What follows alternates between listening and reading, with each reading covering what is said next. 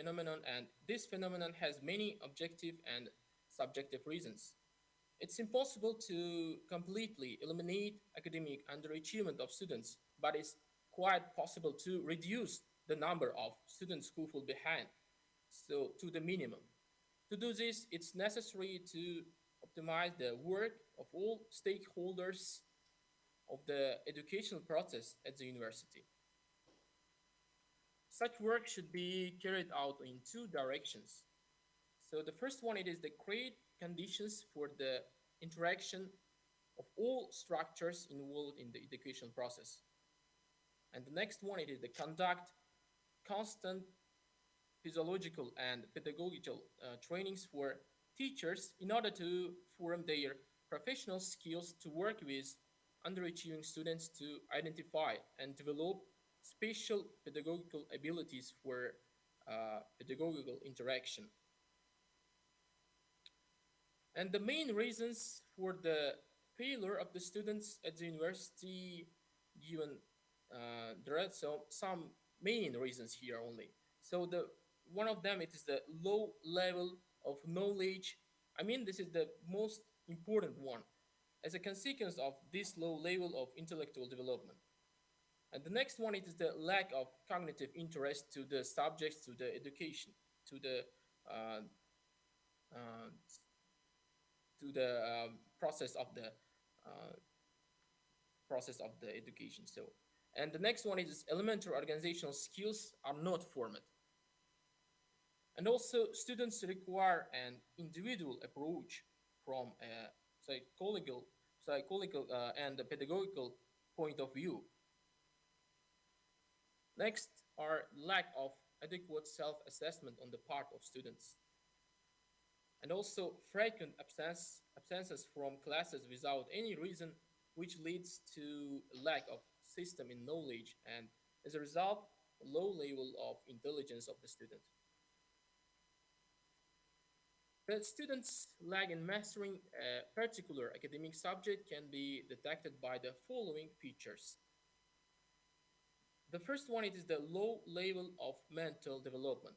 And what kind of causes can be there? It is pedagogical neglect or frequent illnesses or missing classes, appears unable to establish causal relationships and take into account all the sign of an object or phenomenon. And the second one it is the lack of education skills. The student doesn't know how to study, so how to work with the text and how to highlight the main essential and important one, and cannot organize their time and distribute efforts and etc. Third one it is the lack of cognitive interest. So here cognitive interest to the subject due to no one worked with the student and he has little interest. He doesn't attend sections, doesn't read books, textbooks, but prefers empty pastime. And the fourth one, it is unformed arbitrary sphere. So it manifests itself in the fact that the student does what he likes and is not able to make volitional efforts to complete educational tasks. And number five, it is the conflict relations. It can be with peers, can be with teachers, or refusal of efforts in educational activities. So in this case, when he has some kind of conflicts with peers or with teachers, it's also uh, bad symptoms um, to interest of the uh, cognitive interest of the student. And number six, it's low cognitive interest. Here, punitive measures, it is bad scores or punishments, any do not work. The students need support, showing that he is wealthy in other activities. And it's useful to include entertaining tasks and puzzles, interesting stories to provide a novelty effect when solving educational problems. Number seven, it is low level of development of verbal logical thinking. It's necessary to place great emphasis or on clarity in the solution and presentation of educational material. And the next one, it is low performance, fatigue, exhaustion, slow pace of work, slow tempo of the work. Now, question, how to teach? So, design and implement a personalized learning plan. How to help a low performing student? For consolidation, a longer time is needed and a large volume of tasks to be solved. And also the teacher for himself and for the student must formulate a minimum of knowledge and skills that the student must learn. Let me give here some example from our department, mathematical analysis of the National University of Uzbekistan. There we have list of topics which should know the student who want to teach, who want to study in our department. So there are, for example, 20 or 30 topics minimum. It call it minimum of the knowledge, and they should know these topics. This is also for master's students. And how to improve performance. So the first one is diversify activities. And the next one is always remember to respect the principle of necessity and sufficiency. And now some types of work with underachieving students. It can be many types of work here. I would like to show some of them. So they are cards for individual work, or choose any questions individually to the student, and deformed tasks, or it can be cards simulators, and also creative tasks. Here, of course, here again to individually to the student. The teacher must so know the mental development of the students. The main idea here is know mental development of students. There are perceptions, attentions, and memory of the student. Strive to understand and accept each student. Create a calm atmosphere and a favorable psychological climate in the classroom. Show reasonable extendedness.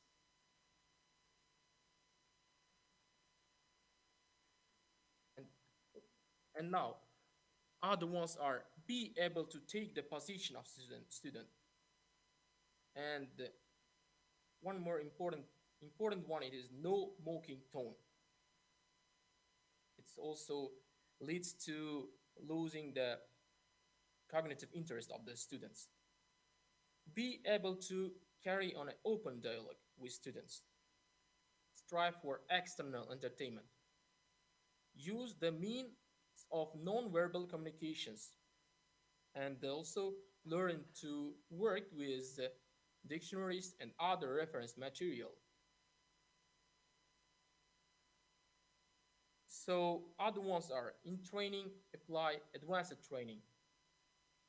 So here, of course, various forms of group work, dividing groups or mutual survey, self-control, abstracts blocks on different topics.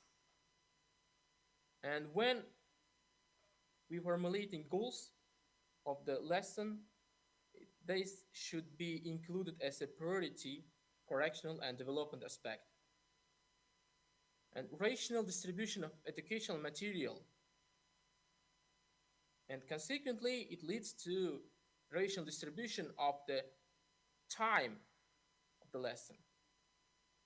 Apply frequent change of activities in the classroom and repeat and reinforce the lesson material. and strive for the algorithmization of the activities. So here some table for helping failing students in class. So as you can see here, we have stages of classes and types of learning assistance. So the first stage here is in the process of the monitoring the readiness of the student. So what kind of types of learning assistance here?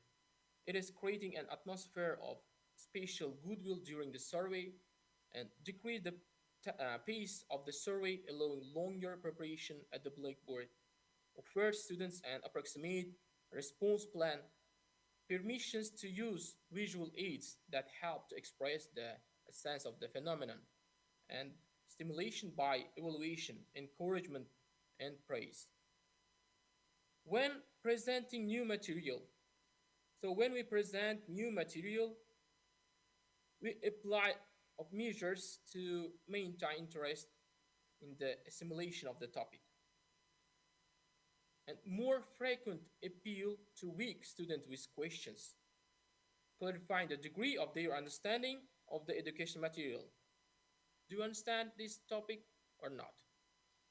Involving them as assistants in preparation of instruments, experiments, and so on. Involvement in the utterance of proposals in problem-based learning, PBL, in conclusions and generalizations, or an explanation of the essence of the problem expressed by a strong student. Next stage, it is during self-study in class. So breakdown of tasks into stages, beginning from the easy one to difficult one. And the stages selection in complex task of the number of simple ones, linked to a similar task completed earlier. A reminder of the reception and method of completing the task. Indication of the need to update a particular rule. Link to the rules and properties that are necessary to solve problems and exercise. An instruction on rational ways to complete tasks, requirements for their design. And also stimulation of independent actions of the students who fall behind. More careful control over their activities, indication of errors, verifications, or corrections.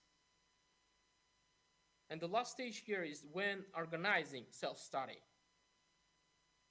The choice of groups of students who fall behind the most rational system of exercise.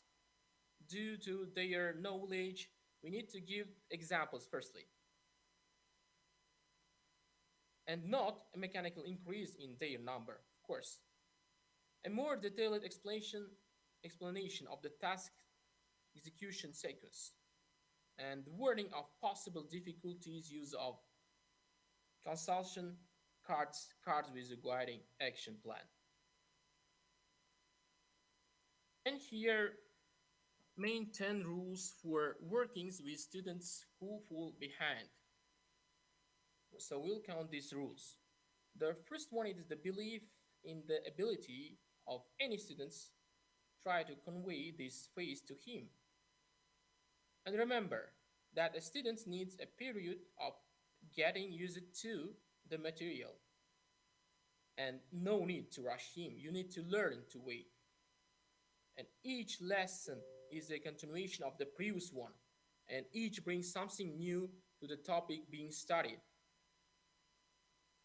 And to instill in the weak the belief that they will remember everything, understand. So one was decided with the teacher, the other together with the teacher, the third each individually. And do not perceive work with the underperforming primitive. We must constantly seek the development of memory, logic, thinking, emotions, interesting in learning.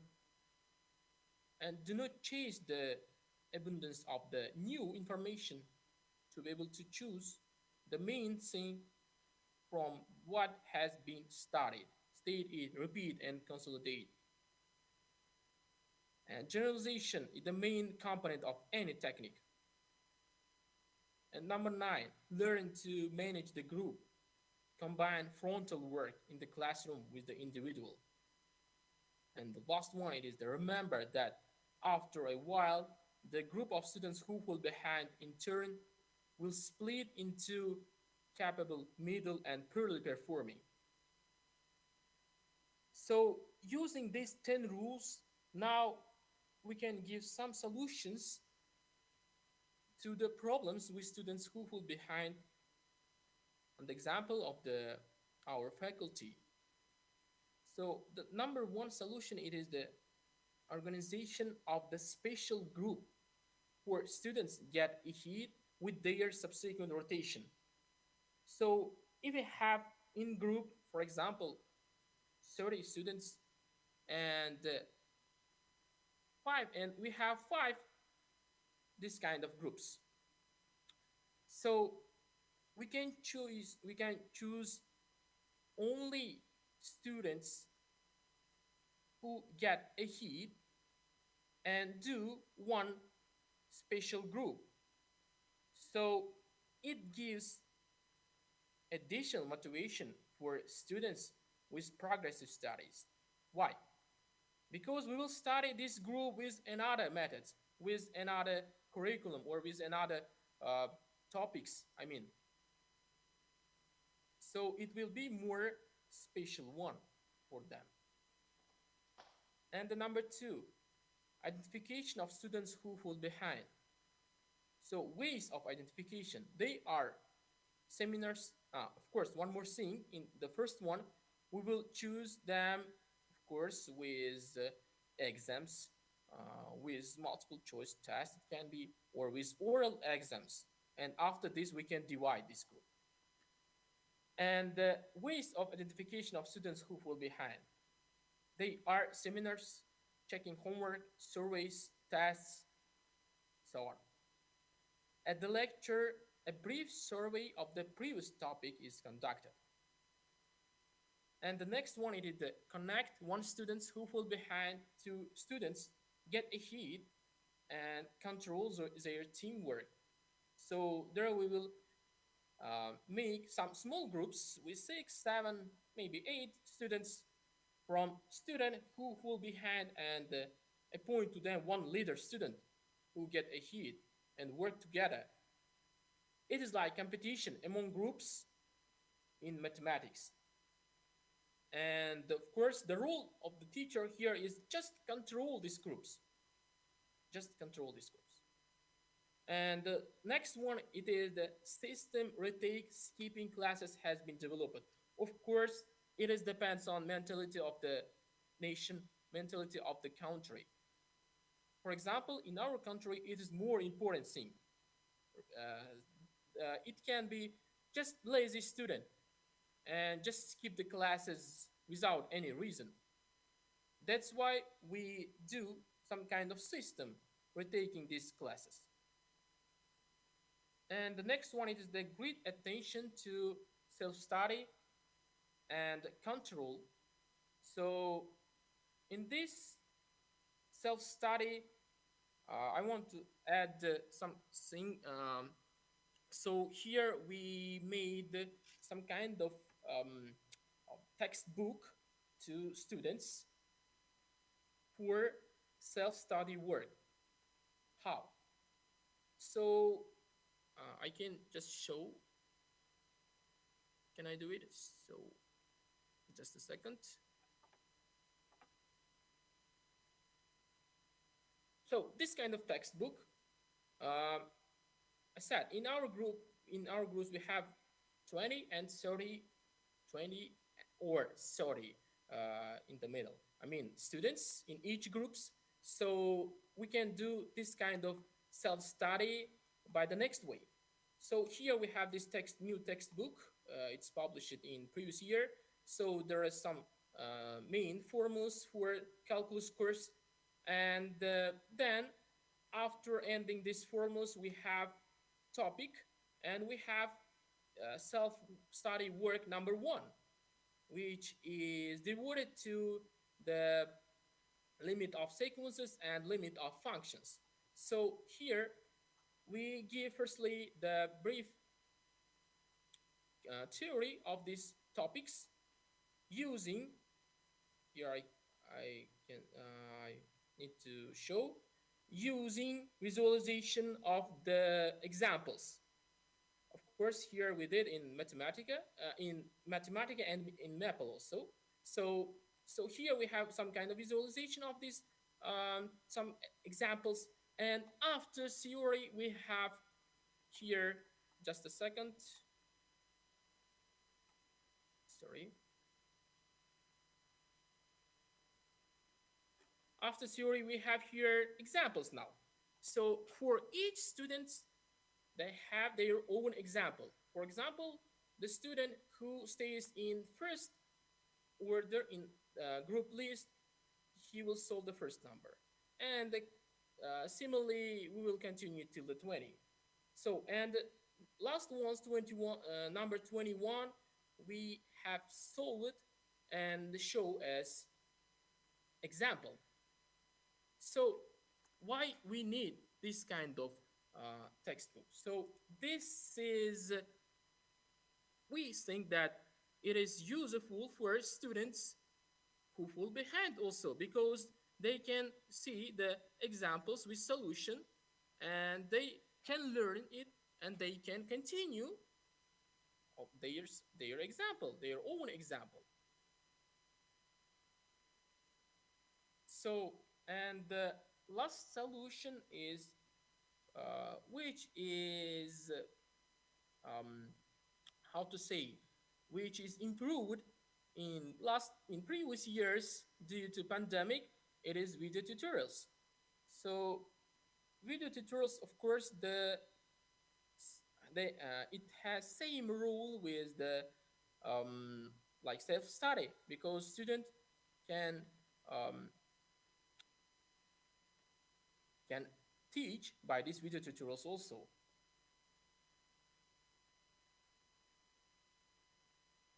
So this is the last one for me. Thanks for attention. If you have any questions, you can give your questions. You were so quick. Thank you for presentation, and you know it is very hard not to agree with any of single things you listed there. But now I must say I would hate to be a teacher at your university. I mean, this is all great for the students, but you said teachers should design and implement personalized learning plans, and then teacher must in red capital letters, and then whole list of things. When on the earth and for which money and in which time is poor teacher going to do that with all other duties that university teachers have? Please. Yeah. Sorry, you mean this? Exactly. How can a teacher do that in real time with all other duties university teacher has? No sleep or what? No. During the lesson time, I mean. What? Sorry, I cannot hear well.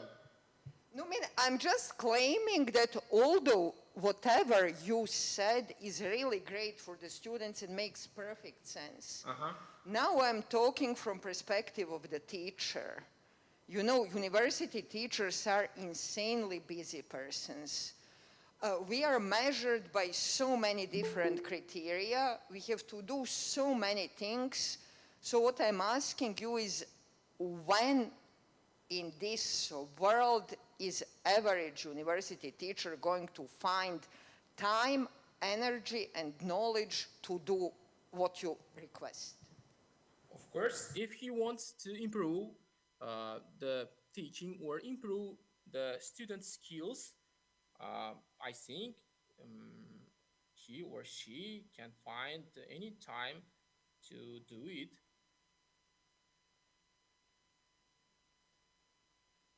I think it's not so difficult.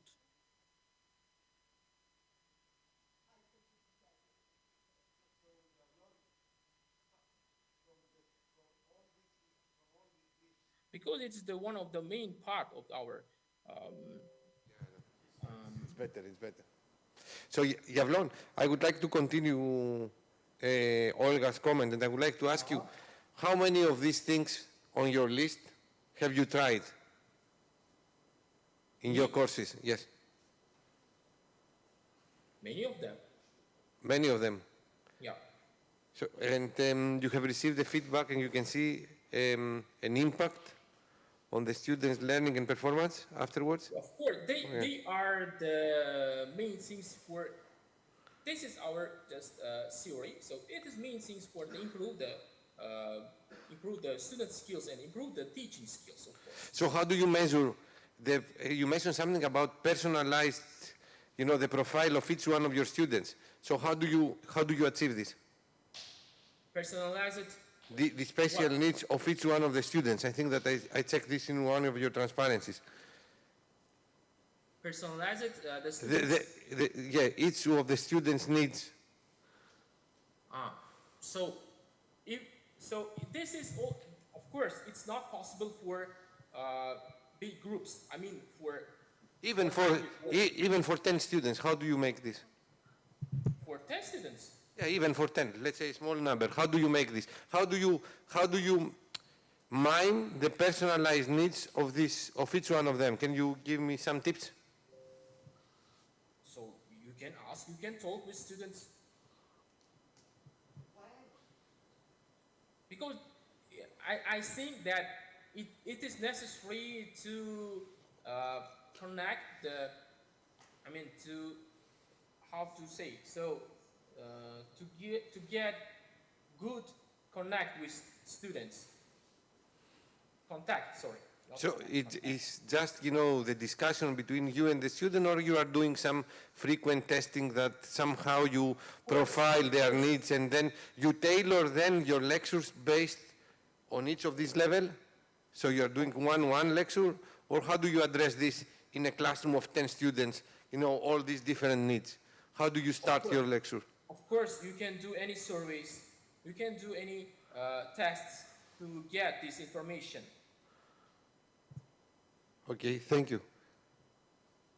Thanks. And just a moment. And I will appreciate, Gavlon, this book that you showed at the end with the examples and the simulations, just to upload this to the Moodle platform under your course.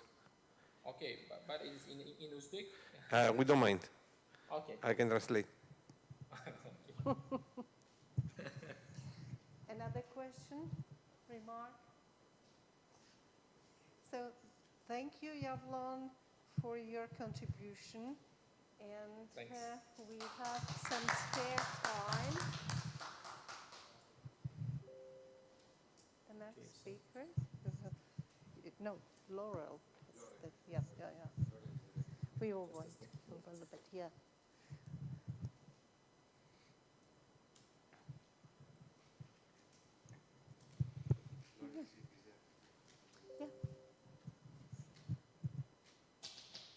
She's still.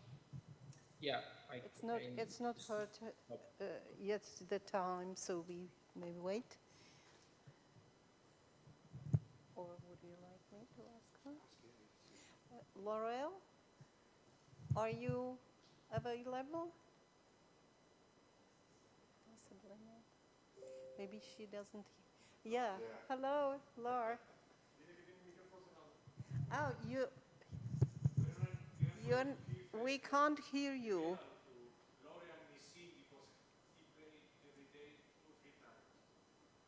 Yeah. Just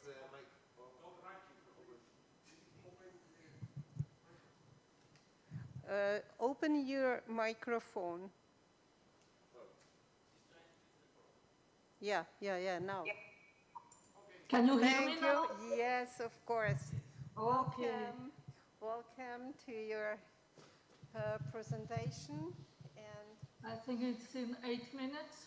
yeah, it's pretty much time, but Kostas suggested to contact you. and that's why I did it. And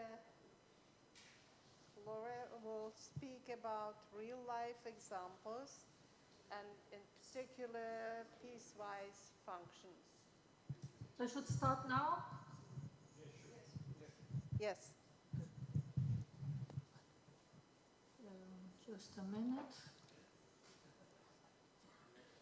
Need to get organized.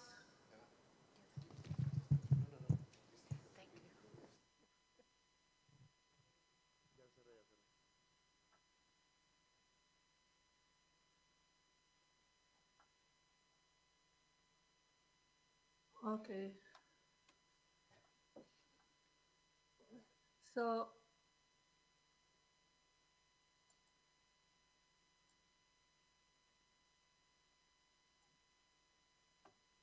okay, can you see the presentation? Yes. Okay. So, I'm going to talk about another real-life example that have been in use in courses in Hadassah Academic College. So the example is about piecewise functions. So what are they? Everybody that taught calculus has met some of these. So it's functions that's defined differently with a different rule according to in which interval your x is. So for example, here, for until -2, then between -2 and 3, there is another function, and then after 3, there is a third function. So when and why are they taught? So they are taught in calculus course, usually at the beginning. I teach them in fact, in a pre-calculus immediately. I start using them immediately after I do the computations of computation rules for limits of function. And then it usually, so then talk about continuity, and then you go back to this function when you talk about derivatives. Usually mostly used, in fact, for negative examples or practice of computing limit and computing derivabilities. For example, here we have a non-continuous example and continuous example. So you can also play with usually with GeoGebra, for example, you give some parameter for the functions, ask which parameter so that the function is continuous. We have also differentiability. So this example where it's not smooth, and this is example when the function is smooth.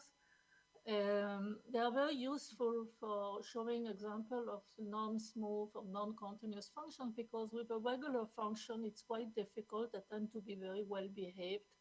So if you want to have example of non-continuity and non-derivability, they are very useful.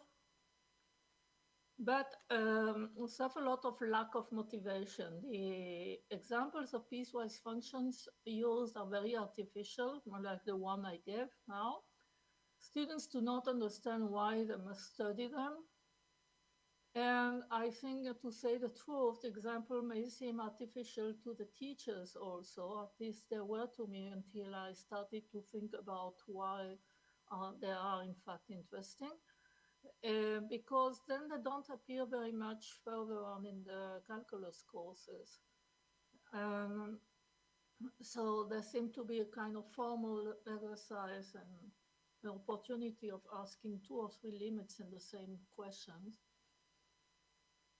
So the aim of the presentation is to improve both students' and teachers' motivation by providing everyday life examples and examples from engineering and mostly computer science world.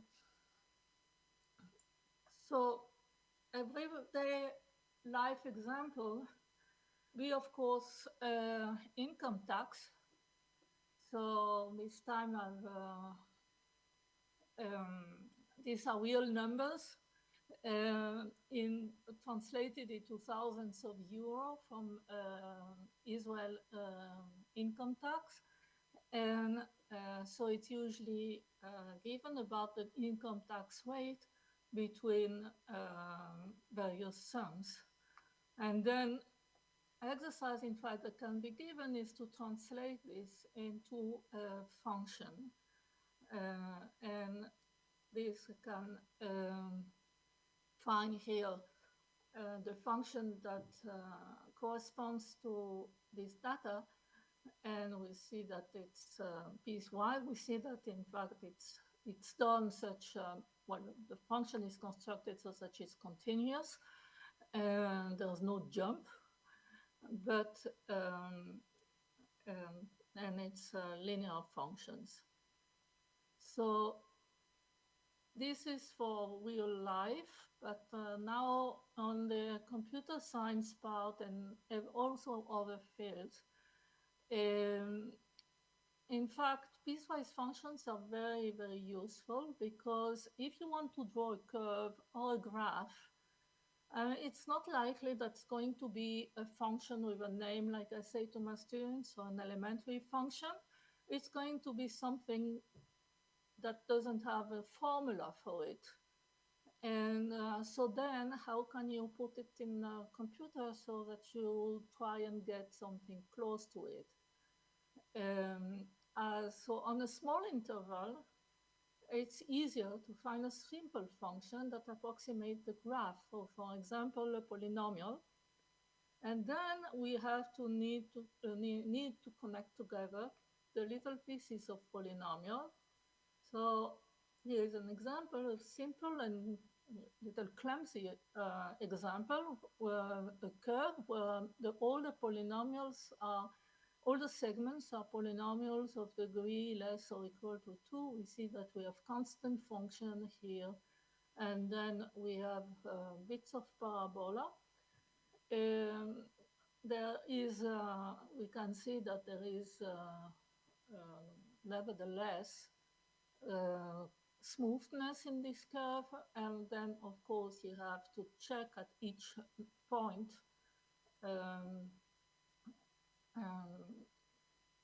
the smoothness and the continuity and the smoothness. And these curves are called spline curves. And I don't know, this is spline, spline, I suppose. So they are used in spline regression statistic when you have lots of data and you want to find a curve that approximates the data. And we can see here we have two splines. One is linear, that's the one in red, so it's a little non-smoothness. And we have one that is with cubic curves, the one in green, which looks much better. And we go back to the cubic spline afterwards. And I'm going to think here to talk mostly about, first about not regression, where we have data that's not on a line. We're going to talk about interpolation. So we have a certain number of points. So this point here, this point, well, this point, this point, this point, this point. And we want to find a curve that's going through the set of points. So here we have the by constant with, I mean, this should be really, if there are no vertical graph, I mean, it should be, in fact, nothing, and just horizontal curves. And we have in orange the linear approximation, and then we have in green a polynomial approximation. So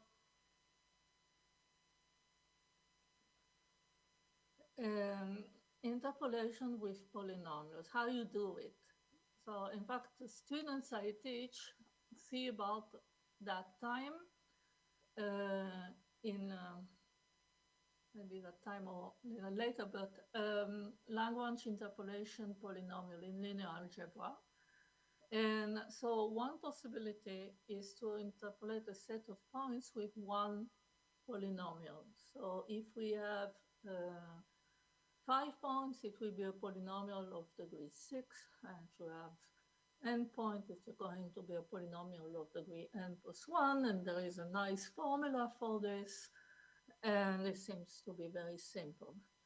The second possibility is to use piecewise function composed of one of standard thing to do is using cubic polynomial, such as C2 smooth or smooth to the second derivative.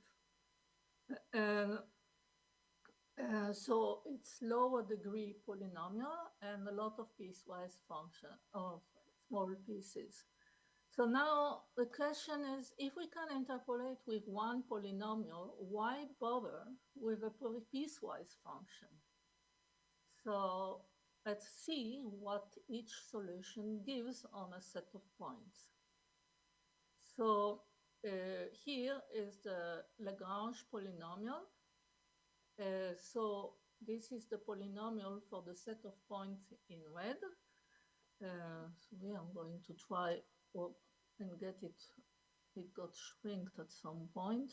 Get it larger so you see it better. So we have a set of points in red, and we have a degree 6. So there are 7 points. So we have a degree 6 polynomial, which is given by the formula for Lagrange interpolation.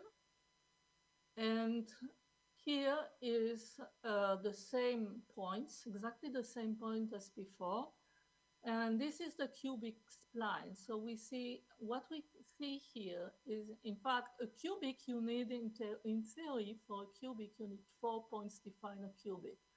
But you don't want, then it will not go well. It is going to be non-smooth. So what there is a cubic between each 2 points. There is a different cubic. There is one between this point and this point, and then another one. And then you have to check that at the median point, the derivative is continuous, and at the end, the second derivative also. So in fact, it's I think it should be 0 also. So then what you get, if you want to write down how you get it, in fact, you get a big matrix of with linear equations for the coefficients, and you get this is the curve you get. So what's the difference between these two? So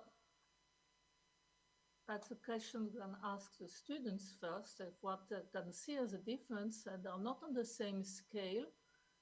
The Lagrange polynomial goes as a range that's very large. It goes up to 30 here. Although the points are very close to the x-axis, they don't have a large y coordinate. And on the other hand, the cubic spline is very much more natural. It's called the natural cubic spline for this set of points. The reason is that the polynomial of high degree tends to be a little hysterical sometimes, with high maximum, minimums. And so using polynomial of lower degrees in a piecewise function gives a much better, much more natural curve that would fit this set of points. So now that we've seen this thing for curves in for graphs, I can talk also about more general curves that are not a graph of a function, that necessarily, and then we can use a parameterization. At the point when I teach this, they have seen before parametric representations of lines. So the students know what is a parameterization. And so this is here parametrization of the circle, which is not surprising for the students because they know that there is cosinus and sinus are the coordinate. So t would be the angle for them. And if we have, in fact, we change cosinus t and sinus t by all the functions of t, then we can get parametric curves. And one type of curves that are used to graph shapes are the Bézier curves. So the Bézier curves are curves which have a polynomial formula, and you have control points. These are two degree 3 Bézier curves. So we have 4 control points. It goes from the first to the last one. The second line between P0 and P1 is tangent to the curve at the beginning, and P2 and P3 is tangent at P3, and so on. And you can have any degree of Bézier curve. See here the formula. In fact, if you think of the parameterization of a segment, that would be 1 minus txa plus txb. So see that the segment is, if you want, a degree 1 Bézier curve. So this is a degree 2 Bézier curve, and you have the obvious generalization for degree 3, degree 4, and so on. So you can see what you need to get two Bézier curves that are smoothly connected. So I will try to change the sharing to another, to GeoGebra if I can.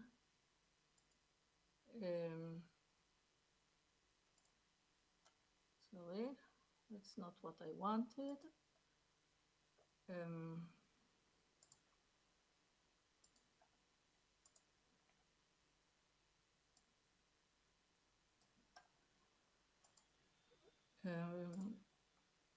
Here.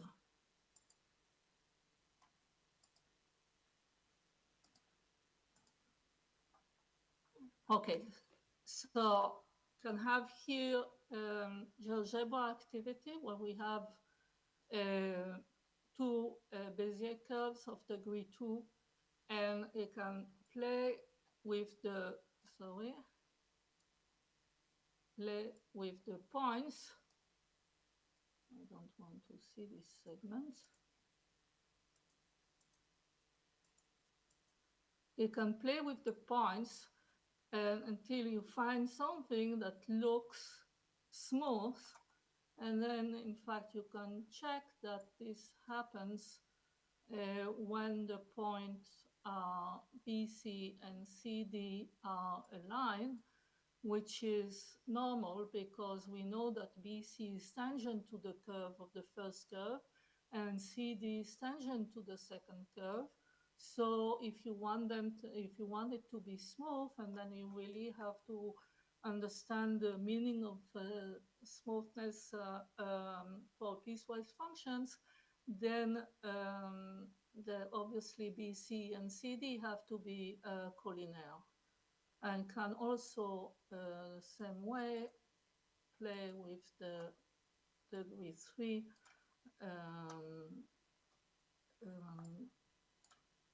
degree 3 curves and see how they behave, try and get some shapes, and so on. So I'm trying to get back to the presentation. Okay, so these are for Bézier curve of degree 2, and here is in fact one of uses for Bézier curves for drawing fonts. So here we have a drawing, we see the control points in red and in blue, And this omega has been written using, in fact, 25 Bezier curves of degree 3. So you have certain type, two type fonts are usually with degree 2, and the other fonts are with degree 3 Bezier curves. And so you can see that each time the points are so that the curve is smooth. Okay, they are aligned with the contour point.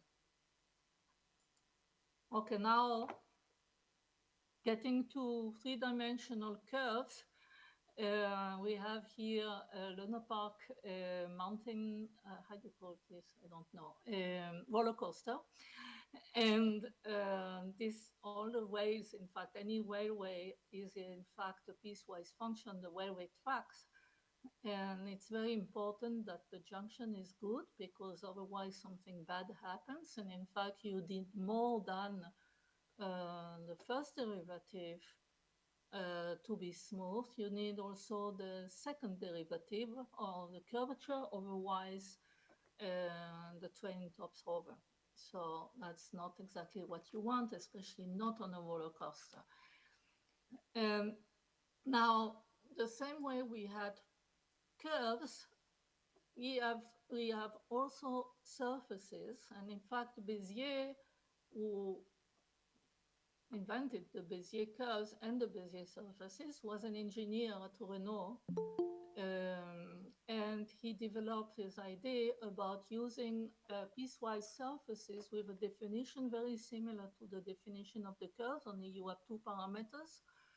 And at the beginning, and Renault, they didn't believe in what he was doing, and he had problem with his superiors because they thought he was wasting his time on things that would not lead anywhere. But then at some point, they had a contract with Peugeot for research collaboration, and people in Peugeot were much more enthusiastic about the Bézier results. And in fact, here you see the first car that has been entirely designed using the computer assisted design software invented by Bézier. So it's the car is designed by pieces of surfaces that join one to another. And in fact, the quality of the car, the highest the smoothness, the degree of smoothness, the higher the degree of smoothness of the junction between the pieces of surfaces, the higher quality is the car. Because if you have a high degree of smoothness, then the car looks very, very smooth, and reflection, the light looks very special. So there is a reason why a fancy car looks much better than a Peugeot 204. And it's in the degree of the Bézier curve, the junction of the Bézier curves. So you can see here Bézier surfaces with the control points, just like in the curves type. And this is an example of computer graphics of use of Bézier surfaces. It's a special case where use the triangles and join between the triangles instead of squares, but it is based on the Bézier functions. And at last, I would like to present something which I think illustrates well the result of quality of interpolation. So here we have two-dimensional interpolation. We have a set of points, and on each it's on a grid, and each point has color. So the function here is a function of the f of xy, which is the result is a color. And we have here three levels of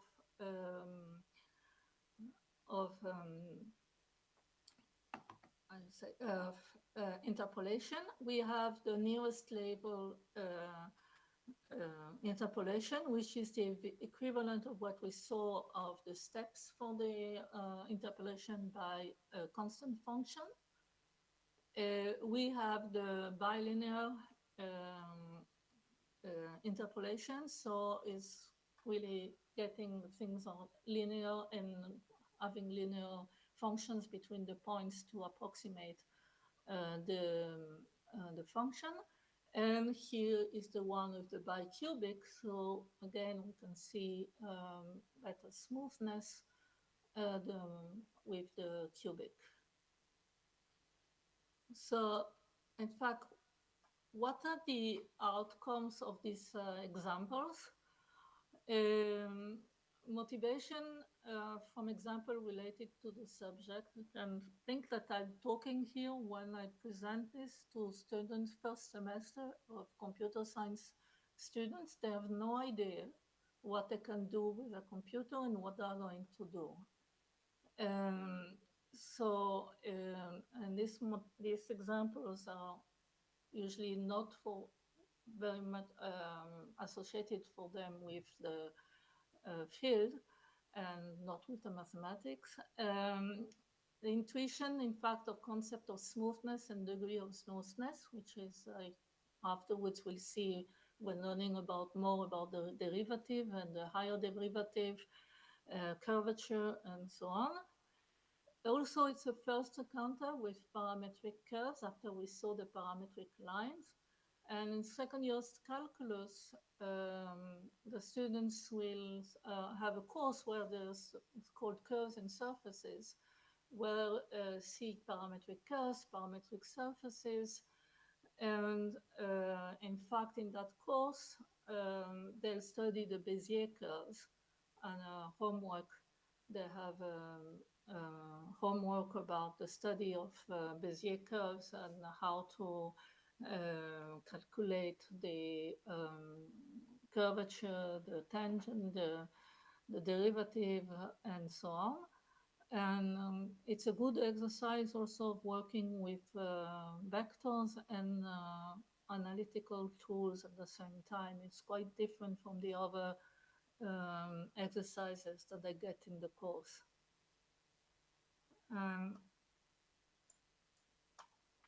Thank you very much.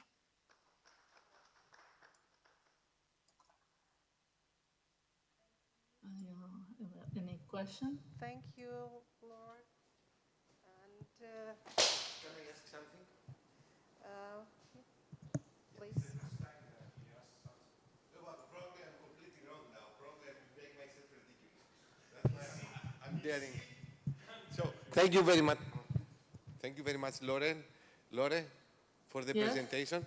I should excuse myself for the question because probably I'm completely wrong. So excuse me.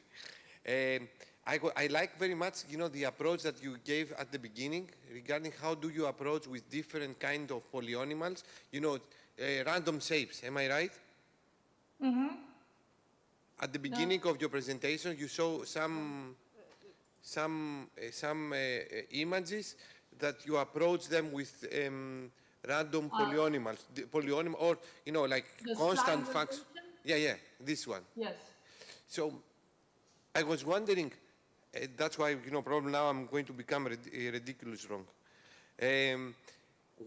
We are learning that periodic functions, we can approach them with Fourier series, and non-periodic functions, we can approach them with Fourier integrals. Do I remember well? You seem to know more about the subject than I do, but I do not know. I know about prime curves by polynomials. I'm not familiar with the Fourier. So my question, another tool. Yeah. There are many kinds of approximations. Yeah, if I can approach the same, the same random curve with Fourier integrals instead of following, to try to construct functions of different order.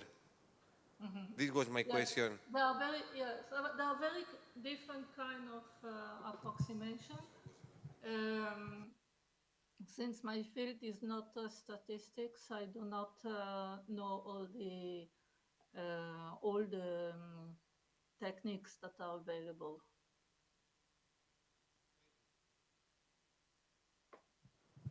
So another question, please, I don't know if Rodrigo. somebody knows more about this.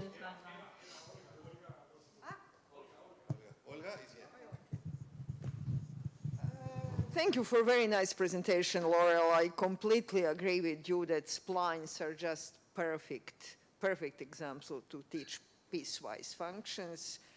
I mean, you know, I'm teaching computer graphics, games, 3D modeling, so my students come to class by using splines, you know, even from Microsoft Word and from all other tools without knowing what they are. So in fact, I have to tell them theory behind. Yeah. But I just wanted to suggest, I mean, another thing that I'm fighting with my students with piecewise functions, I mean, is that sensor data. You know, when we are measuring something from sensors, have a range in which they measured correctly, and outside those range, both for higher and lower values, they either measure unprecise or they measure zero, or we just burn the sensors if we are not careful. So that is also knowledge that I'm trying to put into my students' heads with very limited success. So just an idea, another set of real-life examples, sensor measurements, so much piecewise functions. Thanks. Yes. There is one thing that I didn't say, but also relates to what Nisit said this morning, that these real-life examples are very significant for teachers. I mean, it has changed completely the way I look at the material that I'm teaching. And this is one example which is very striking, because I've learned a lot about the use of piecewise function by trying to understand what's the use, and I found it fascinating. And I'm sure it also gives more motivation to teach it and develop homeworks about Bezier curves and things like this. Hi, Laura. This is Rodrigo. Thank you for your talk, and I am very happy that you have been the top presenter of this symposium. You are every day, every hour, Laura is on the screen. Thank you. Two things about your talk. First, in secondary school, in general, this is a typical problem for study continuous and derivative functions, but the professor in secondary school confessed that they don't use any application. They put just different functions and always the same question. And there are a lot of examples, the difference of the speed of the sound with respect to the high, how the velocity of the car is measured with the traffic control cameras. Okay, there are a lot to such level.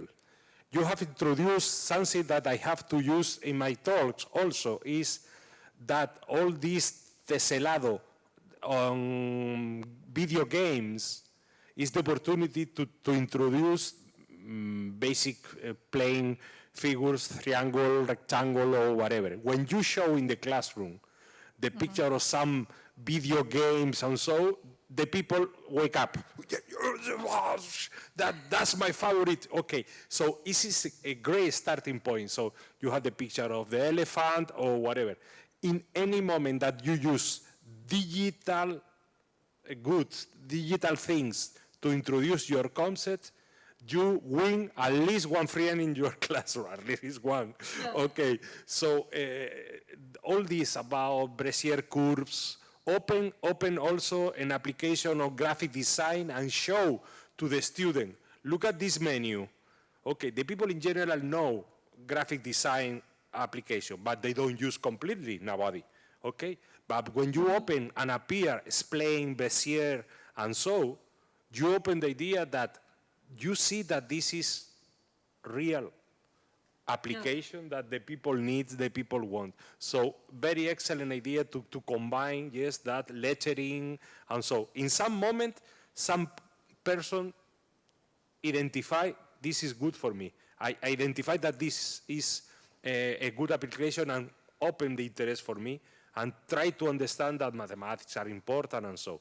It's impossible to, with only one classroom, convince to everybody. So you have to you have to become a fountain of reference flashes. Today, video games. Tomorrow, social network. Past tomorrow about whatever you find. But you have to be every day. So you provide good example for our next session classes. And so thank you, Laure. You have been a big effort for all your talk. Thank you. Thank you. Thank you for the Another suggestion question, too. please. Thank you, Laura. I understand that Bezier curves can be given the parametric equation as a polynomial, right? Yes, there are. With degrees. They are all polynomials, very. Yeah, but I'm not very sure that Bezier surfaces may be a little difficult to give as a equation, some like systems of equations maybe, and I'm not very sure that the application of Bezier surfaces in the designing of cars mathematically using the Bezier equations. Can you show some any examples that given the equation of the Bezier surfaces, some Bezier surface, it will be very interesting for me. Here, but I can find some. But I know there are. I know that they are still used. Because I know I heard the talk of somebody who was working for Renault, who was in fact specializing in this, and he explained about this. That's how I learned about the Bezier surfaces. But I do not have here the equations. Thank you. Thank you, Franz. So, any questions? All right. Thank you very much for your presentation again. And we have time. So, yeah.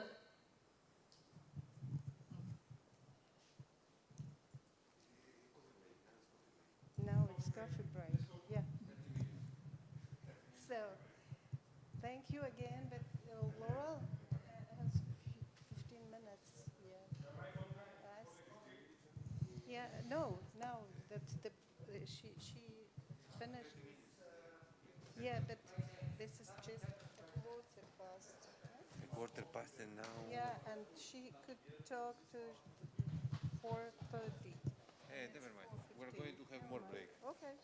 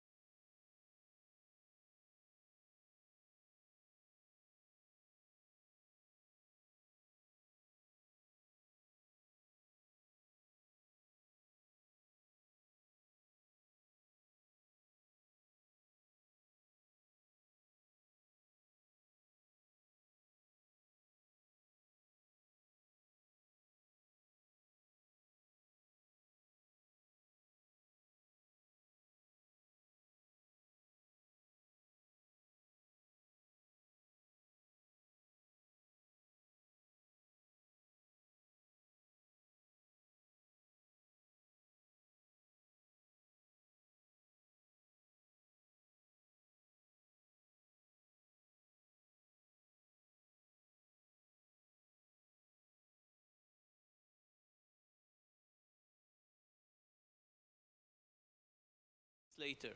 So even if we do it, even if everyone do everything on time, which they don't, we get the information 4 weeks later. And so what we need is we need to design tasks that will leave breadcrumbs in the higher education management system. And this is something that we plan to work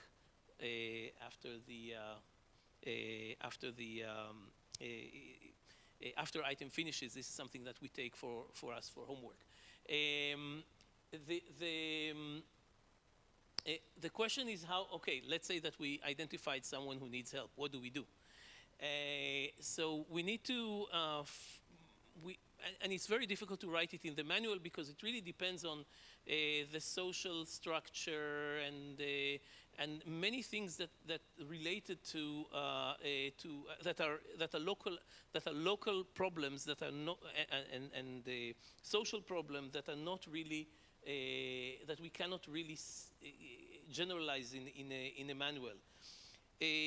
But generally, we can come up with several reasons that are general. So first of all, people may have deficit because of lack of they didn't learn math well at school, and they lack prior knowledge.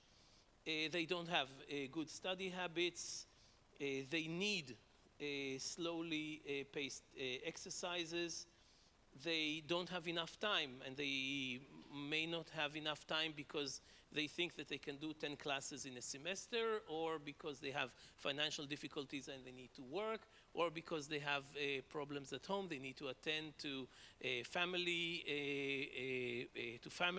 and this might be a problem. And also, some students have disabilities, and this might also be a problem. So, so for every one of them,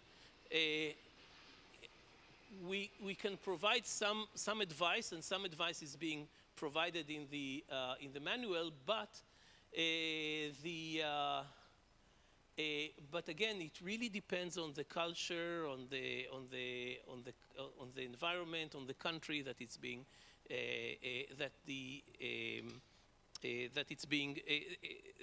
where the student learns. But again, I think that we shouldn't. We should tell students where they take more classes than they can do, because maybe if they need to work, they just need to reduce the loads and everything would work well. They won't finish it in 3 or 4 years, but at least they will understand what they are doing. And at the end, we have proposed ingredients for a math class: add real-life examples and problems, visualizations, quizzes using tools like Kahoot. In recitation, the recitation should be at the beginning short introduction of the topic. This is what the teacher does. Then theoretical part, active learning in pairs. A practical part where the students solve the task together, and review the task, the student and the teacher together, and then the students evaluate their knowledge. Again, frequent testing, support for students who fall behind. So we have all of these things. What are the advantages and disadvantages of this approach? So the advantages are that students learn to formulate, express, and write down mathematical statements in accordance with the correct mathematical terminology. We reduce dependence on a teacher for problem solving, and students stop being passive at recitations. But there are also some disadvantages for this method, namely the fact that we need a lot of preparation in terms of material and in terms of the way we are doing the lecture beforehand. It may be hard to persuade some of the students to participate and cooperate with this methodology. And the big elephant in the room is the time constraints.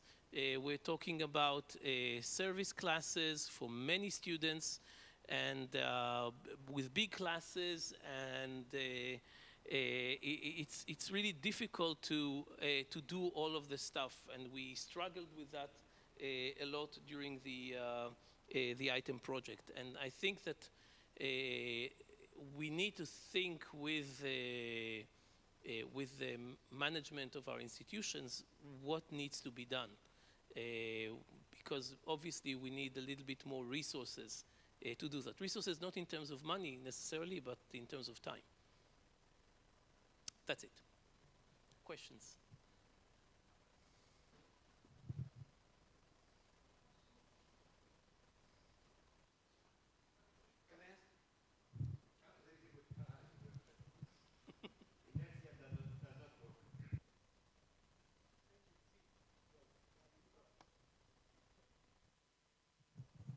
So, yes, thank you, Nishin. What you have presented here in University of La Laguna has been an open debate about we must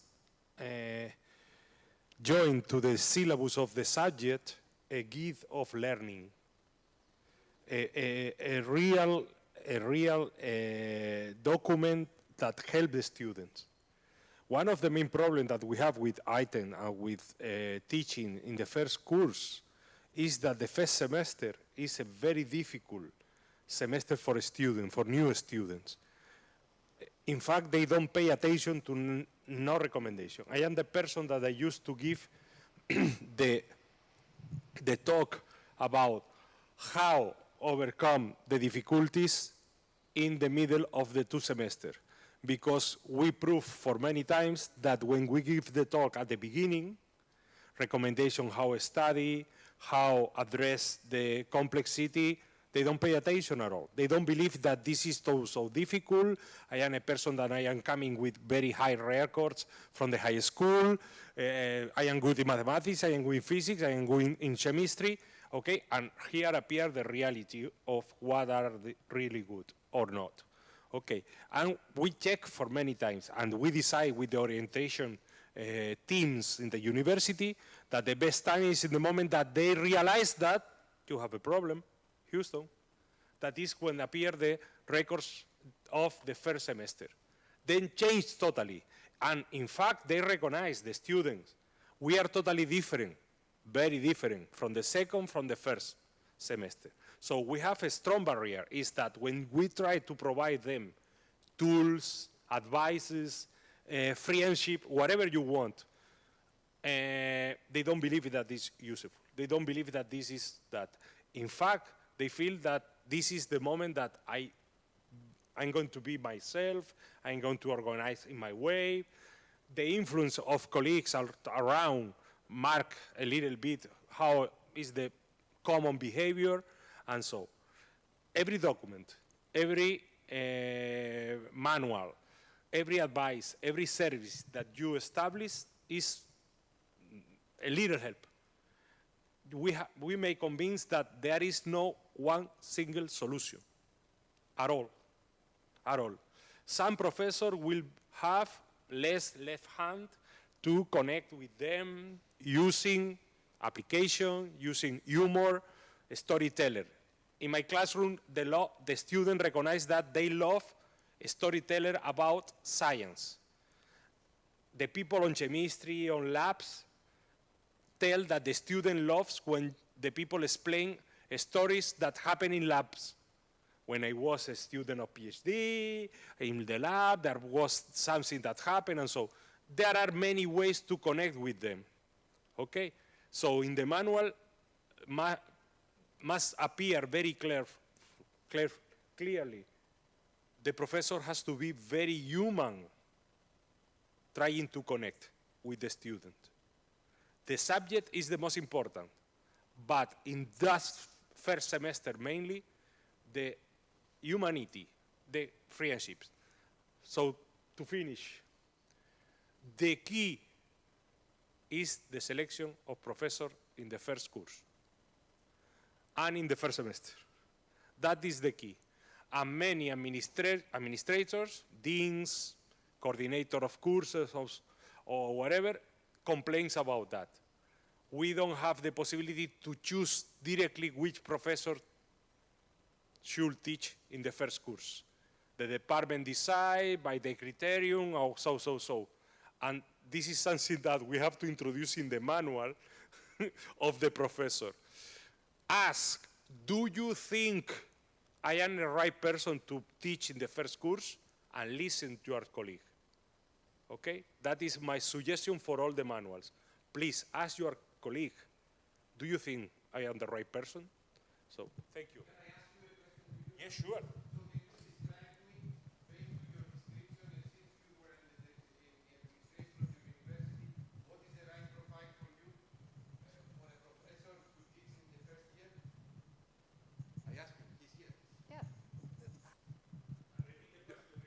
So I would like to ask Rodrigo, all right? So this is a very crucial moment.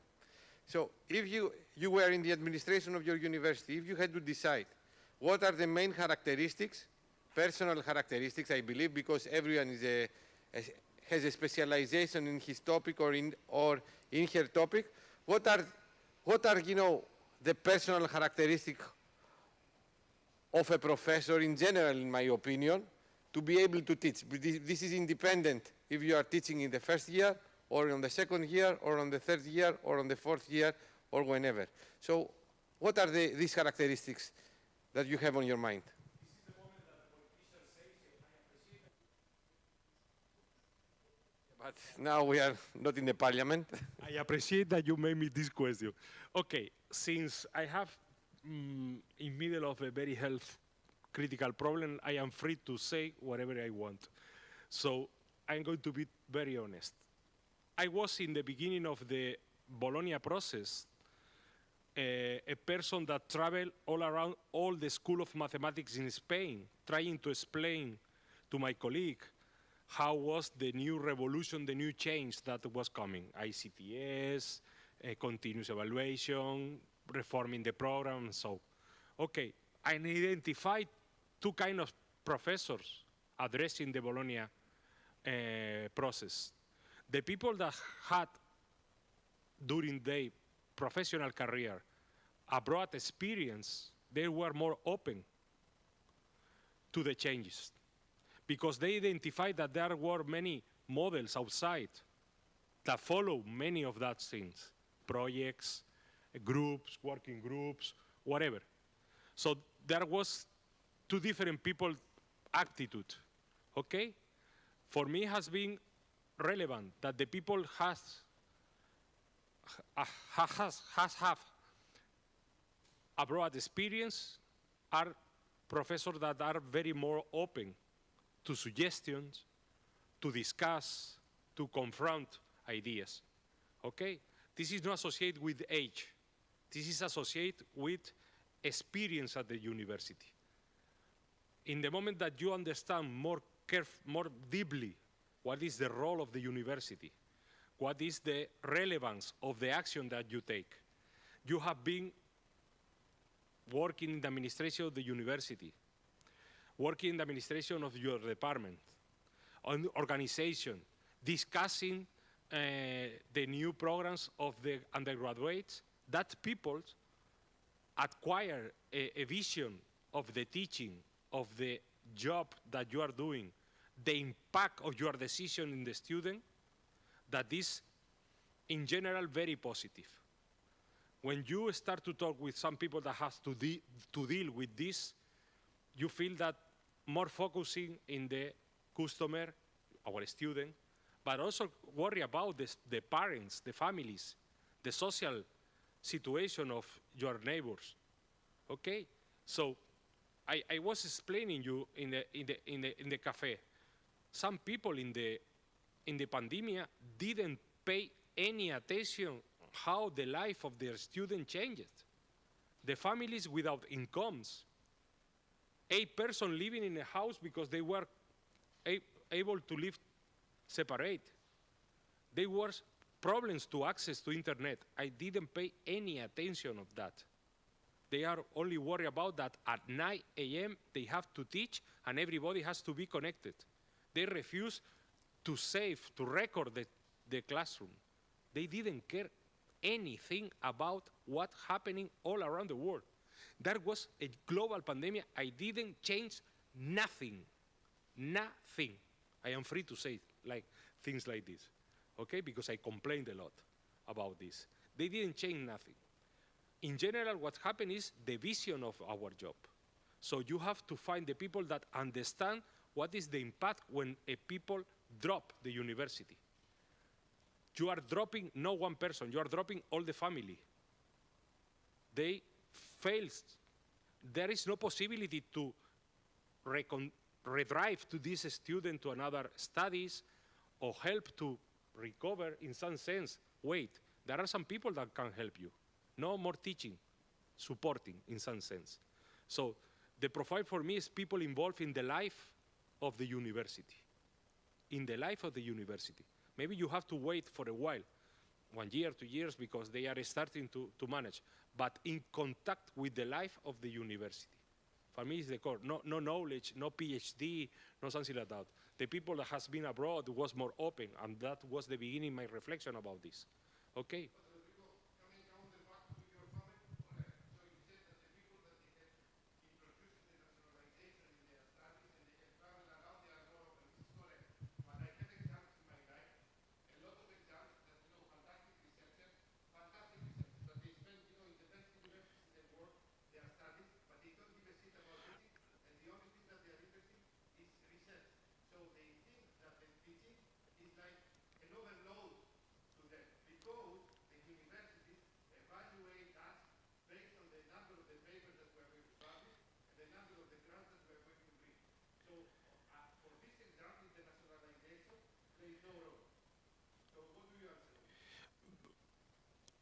I don't know if I understand everything what you said.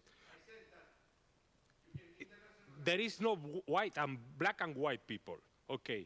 There are people that has a lot of experience and don't pay attention to teaching. They don't pay attention. They believe that this is a regular thing, in the same way that you eat, in the same that you do another things, okay.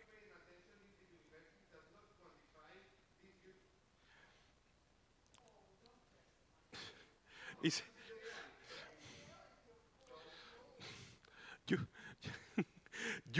you get the same salary without research. So you may understand. You have incentive when you do research. You have more incentive if you doing research. But the basic salary you get without doing research, at least it's here in Spain. Okay. Yeah, nobody's fired. Nobody's fired here.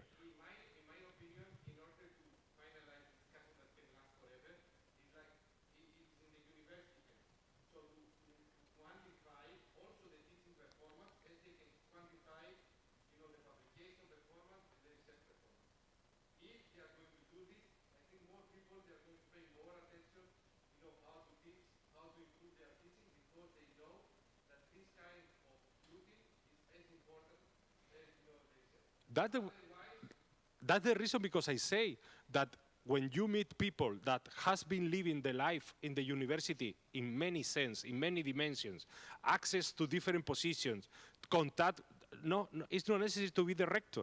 You have to be member of some commission in the school to identify, to analyze the problem, to be in contact with the people that is around you, the student and other colleagues or whatever. You start to understand what is your role. It's not associated with the money that you get, okay? But at the end, if I have to confront with somebody the ideas, at the end I say, your salary is for stay here. And the only duty that you have to do every day, every week, is to teach.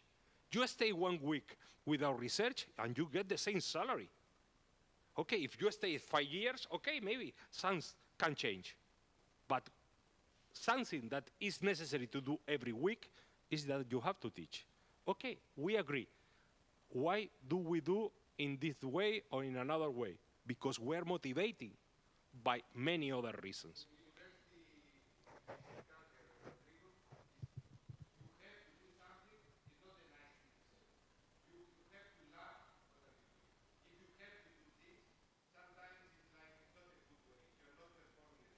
No, yes, sure. The strategy is not confronting, is not fighting. The strategy is, come with me and look at what I am doing. Stay here and listen that all the people that has presented some new ideas. Now it's not Israel, it's not Diana, but we have comment how many people in our corridor could tell something like you have done. We are a select group, excellent group. I would like to have all of you in my department, yes? Because at least we could discuss. And we not agree in all we do. But in general, is that aptitude, that things that you look forward, okay? But in general, is do you realize what is your position in the society? We are just simple mathematical professor, okay? Okay, I have the experience on secondary school, primary school teacher's degree. I teach mathematics, basic mathematics. Mathematics for primary school. Can you imagine the level of complexity? Nothing. The level is the understanding. I mentioned a lot of times students, pupil, the school, the organization of the school, because my wife is professor, primary school teacher. And the students say, you are the first person to talk about pupils, schools, organization. Me? The professor that is explaining the Pythagoras and so? Because my intention was all the time explaining, this is important for primary school teacher, this is relevant, this is appear in the books, your student is going to be engineering, are going to solve the problem of cancer, you are the first person that put. The rest of the professor that was teaching with me didn't pay attention about that in any other subject. That is reality. They are not involved that they are teaching for people that is going to do something like that. Okay? When you, in this project, all of you has presented a new application, I am write down to copy. Oh, good application for my classroom. And so this is what we need. That is what we need. That is because I love to teach in first course. I love. I don't want to teach in fourth course. The people is tired, very, very upset with the university. Yes. Yes, they don't believe that you are going to provide them something that is useful. They don't believe it. And they have to do master later on, and the delay for access to the labor market is getting worse every year. So I don't want to because in that role, you have to be a psychology. At the beginning, I think we have some playground where you can become. I have told you in private that I used to open the newspaper every week in my classroom, every week. The week that I didn't open, the students say, you don't have opened the newspaper. Because I used to find in the newspaper any reference to mathematics, I open, say, look at this picture, look at this mistake, look at this graphic that is wrong. Okay? Because for me, is how I teach. And the people say, you lose your time, open the newspaper? I say, no, I gain my time.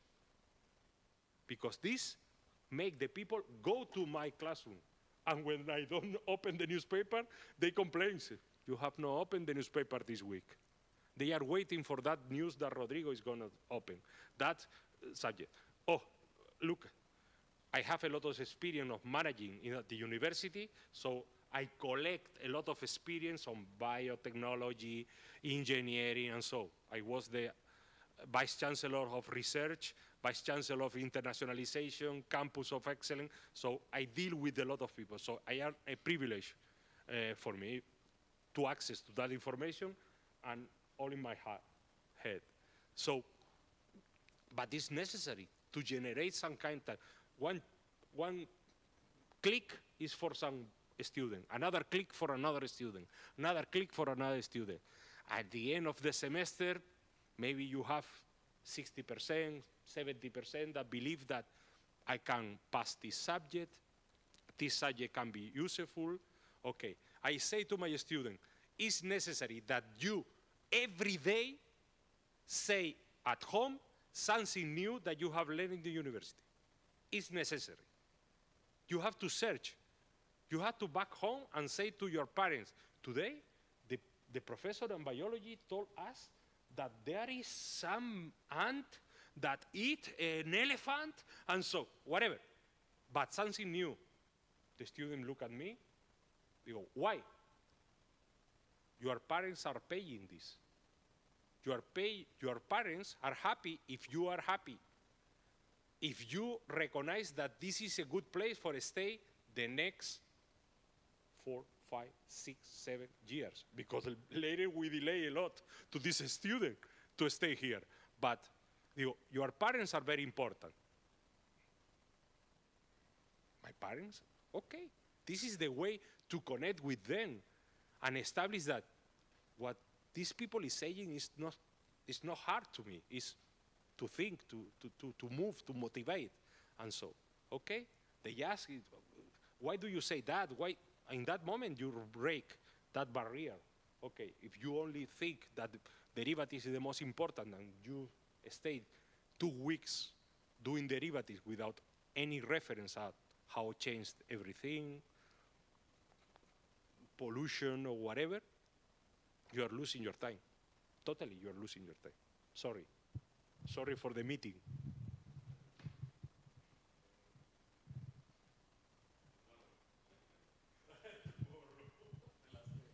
So, Yassine?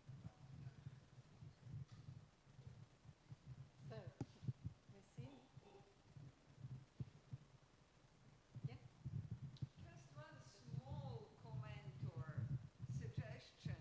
You know, we find much easier to transfer a message to students if we ask our TAs or those tutor students. Basically, we organize older students to serve as tutors for newcomers. And so basically what students tell to students, they believe so much more than they believe us. So maybe also your manual, because I believe it saves time to everybody. But some of the students has to tell them, not you. The problem is that we don't, in my college, we don't have PhD students. So teaching assistants are not students usually. Rarely they are students. Yeah, yeah. Yes, yes, yes, of course. This is the best resource. But we have here another administrator.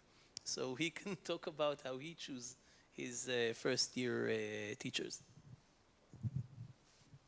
Hello, everyone. My name is Rafael Barkan. I'm the Vice President at AJT for innovation and entrepreneurship and also internationalization. And I've founded a new faculty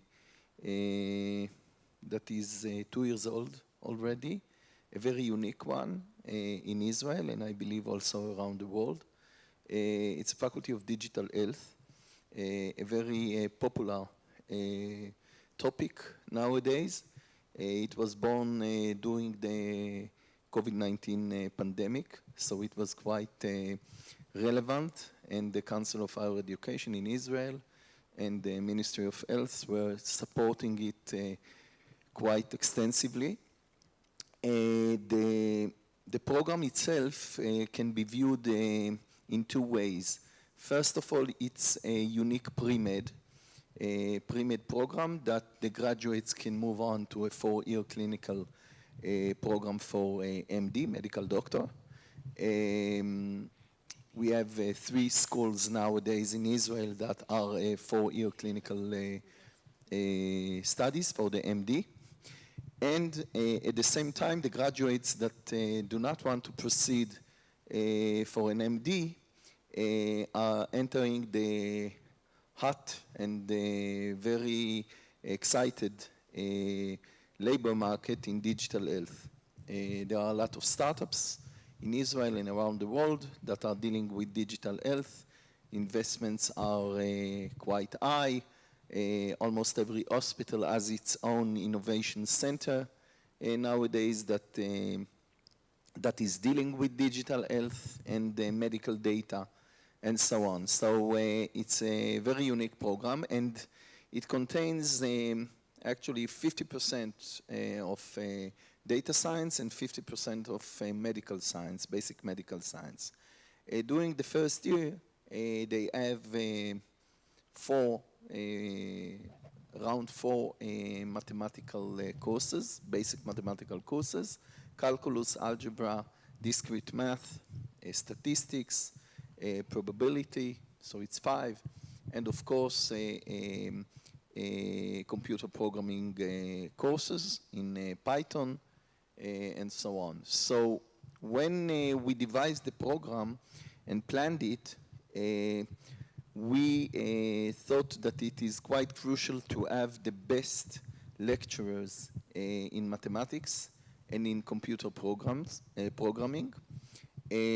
So we actually, because I took advantage of my position as the VP and the founder of the program, so I actually forced the dean of sciences to give me the best, to provide me with the best lecturers. And what are the best lecturers? What are the features? As I see, first of all, they must be open-minded, because it's a new program. We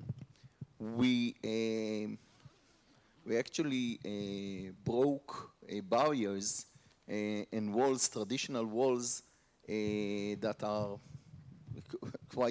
that are used in every, I think, new academic program that has mathematics in its base, like Calculus 1, Calculus 2, Calculus 3.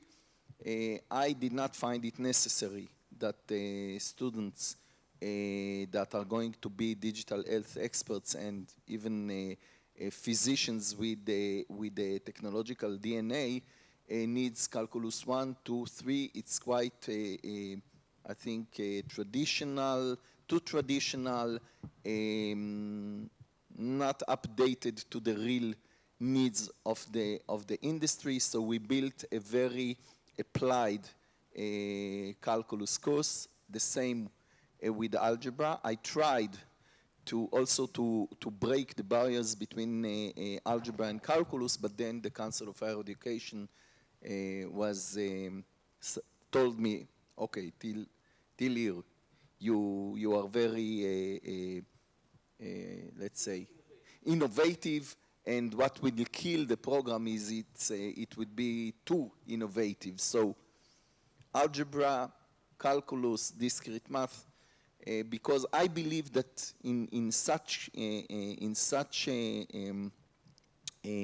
program, you should, during the first years, give, besides the foundations, the mathematical foundations, the mathematical way of thinking, also very applied techniques, without going too much into proofs and other things. They are not mathematicians, they are not physicists.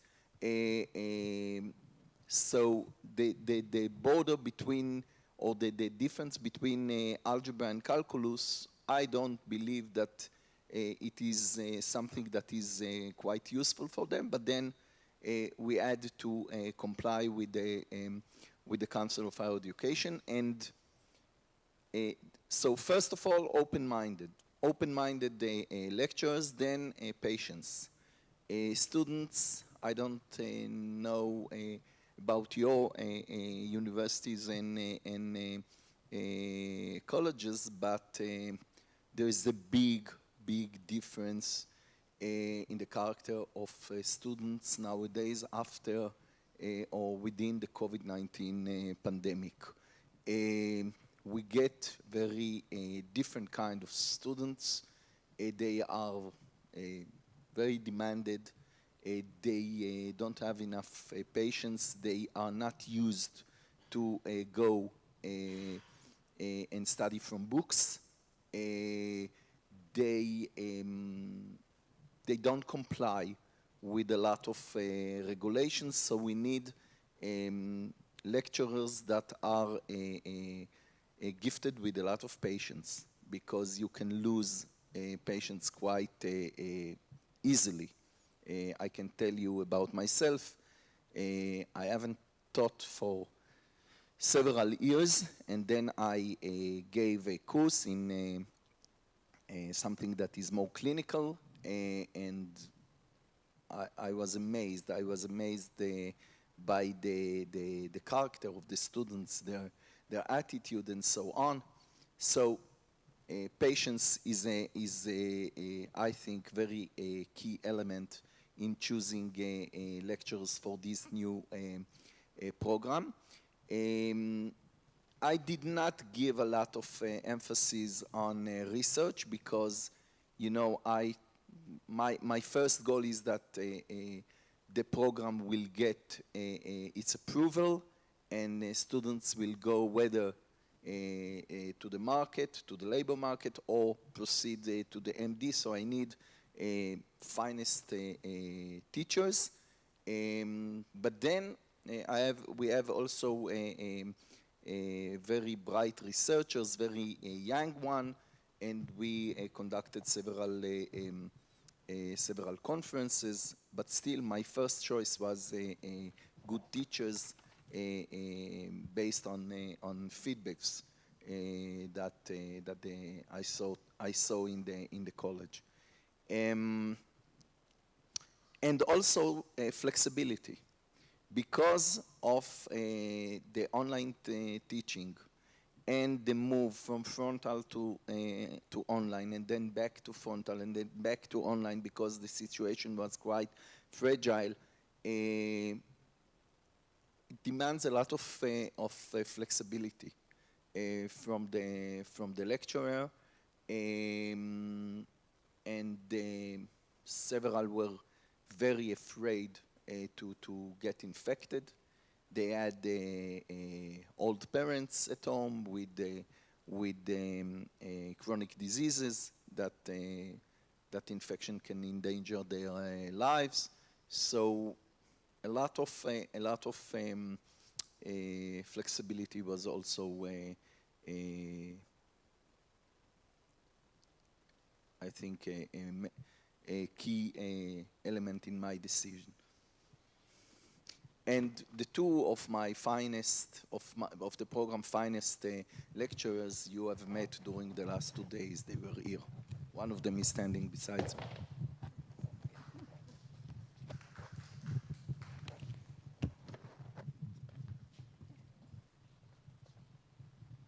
Thank you again, Ms. Sim, for wonderful contribution. Yeah, please. Ramesh. Yeah.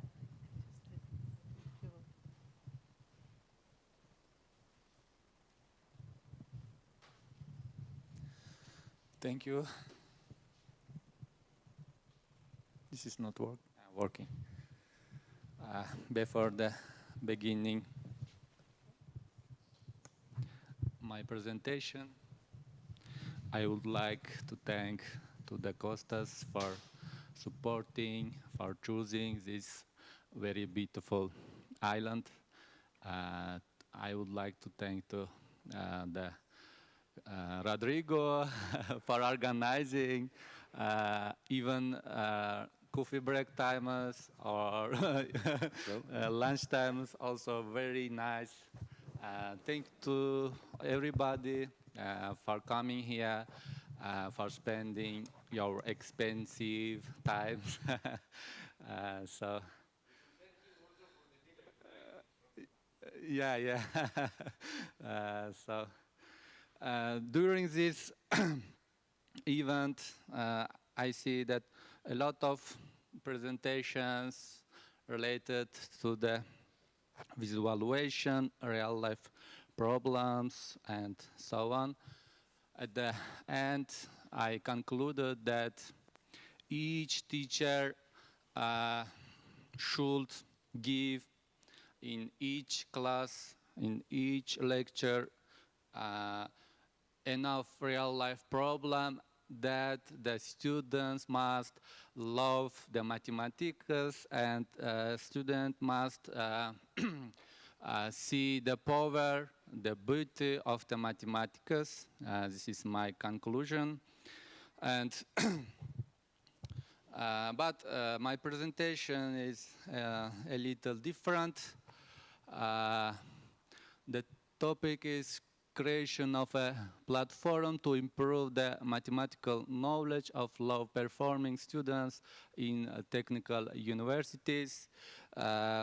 What I have chosen this topic because good student always good, always he tries to study at home, at university, at when the pandemic doesn't matter, he tries because he has the big goals, big plans in future. The problem is with low performance student. Next, please. Okay, the plan of my talk, this talk is the last talk in today, so maybe many people are tired, so a little, I want to talk about my very beautiful country, about Uzbekistan, and next, why the platform is necessary. What is important, how to create a platform, this is my ideas and conclusions, outcomes. Next.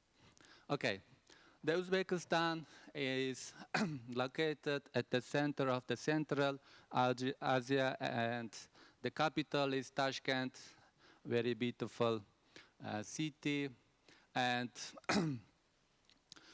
we have so many ancestors who made a great contribution to the history of many sciences, such as mathematics, medicine, astronomy, and other sciences. And we have so many historical places, such Bukhara, Khwarezm, and Samarkand.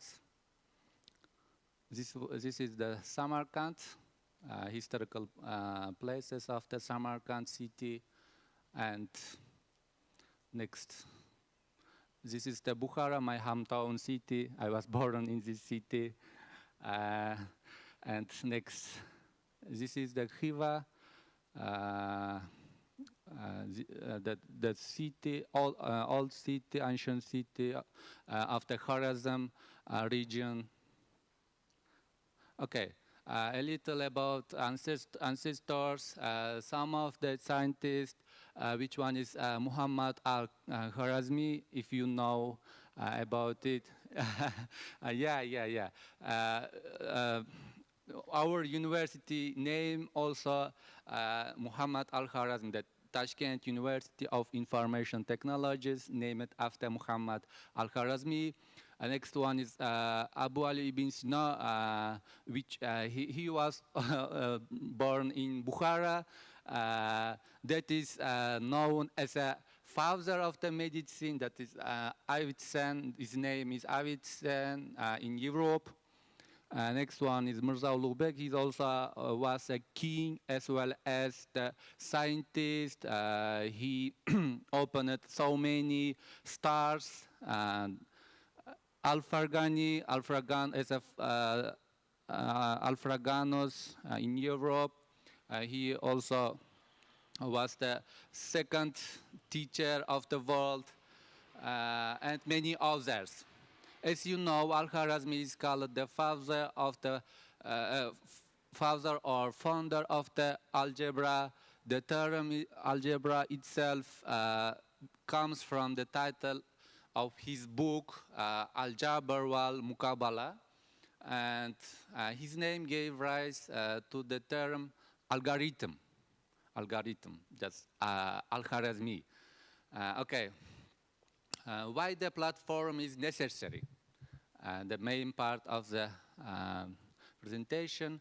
From my experience as math teacher, I can say that almost 10–30% of students don't understand the topics during the classes, during the lectures. And of them, 10 or 15% are retrained, and they study, they read books or watch the videos, and they can get. But Okay, next. But some of them think they don't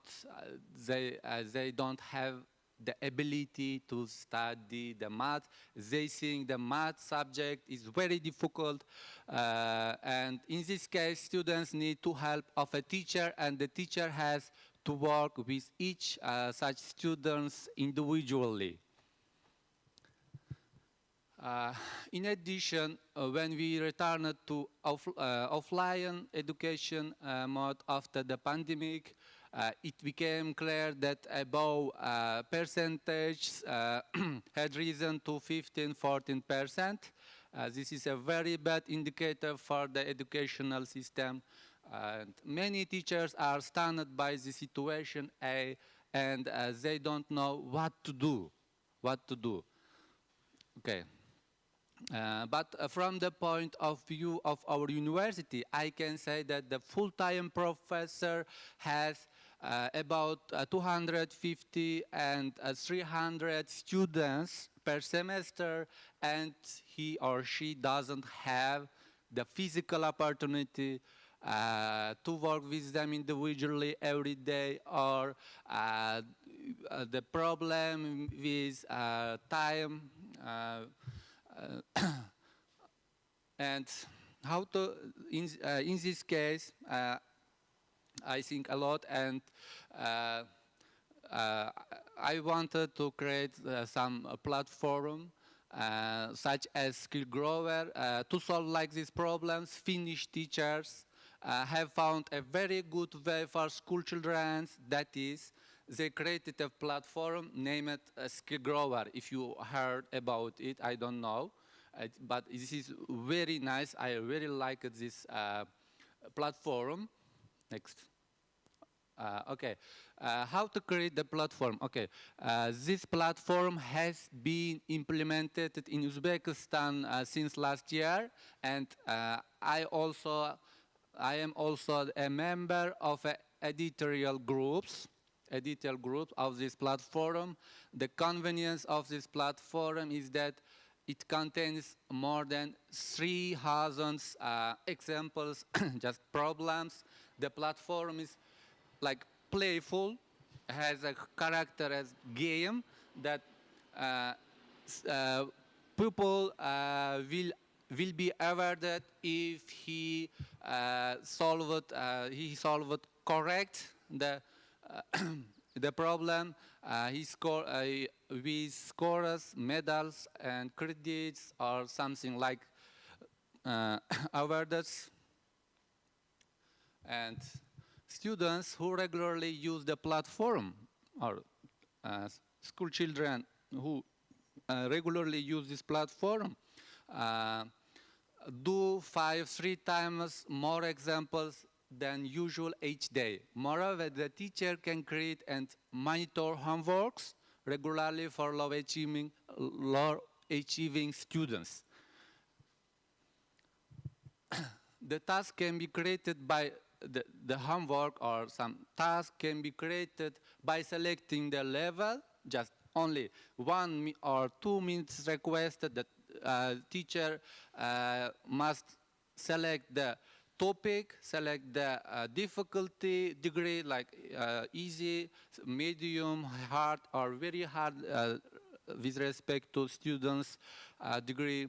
And the teacher should submit, and the platform is automatically checking the homework. Okay, next.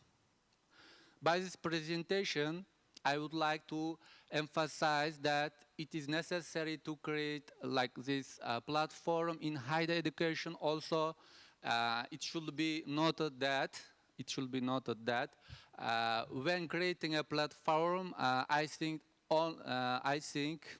that only theoretical information should be given for solving examples, but that in Skill Grower, given the solution of each examples, because students maybe become lazy they will not read any textbooks or something like.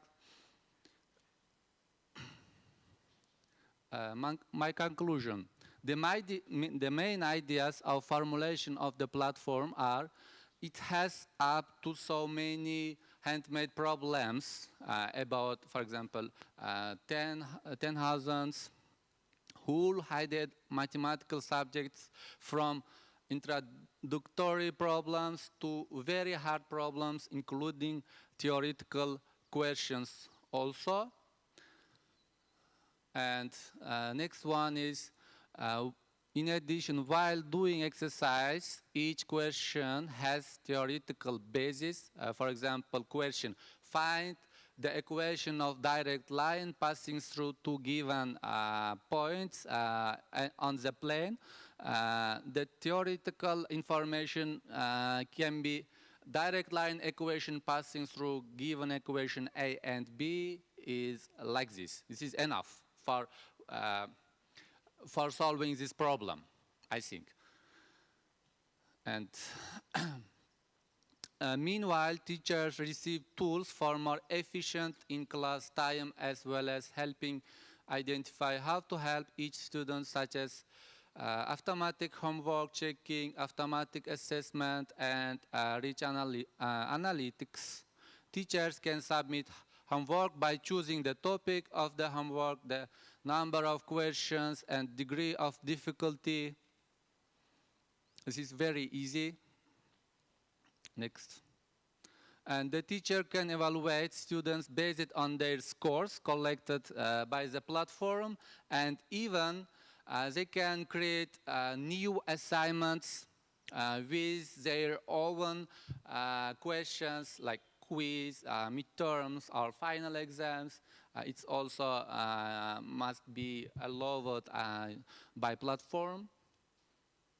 This is just my my idea that maybe I missed a lot of ideas or informations about the platform, but in future I will try to create like this platform by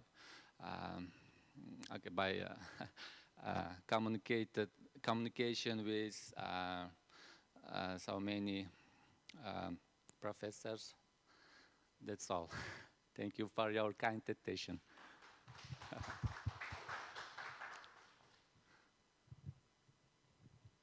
Yes.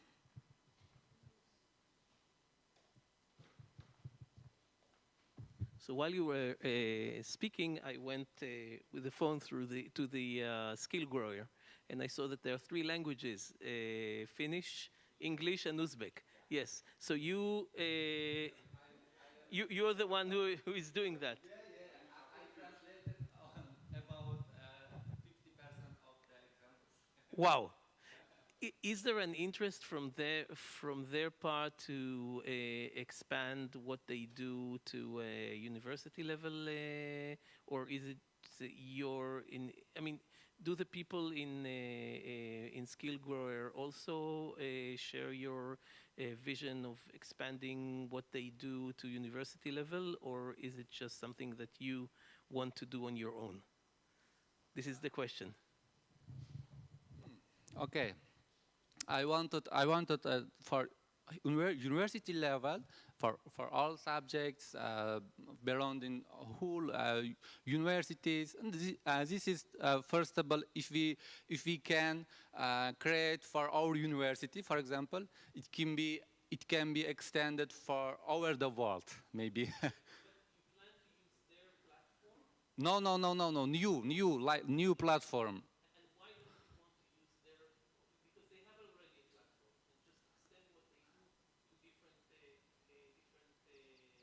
Maybe it depends. With cost of the platform, maybe it's very expensive.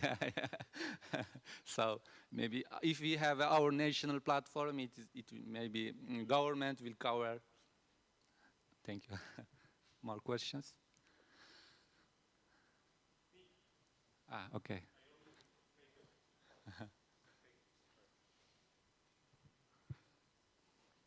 When you say that every professor has 250, 300 students, this is the regular site of any courses, or when you say that is because you have several subjects, several courses. How many students do you have per group?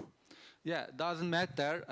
In our university, for example, in our university, each professor, full-time professor, must teach about 60, 70, 100 hours. It means that 350 pairs during the semester.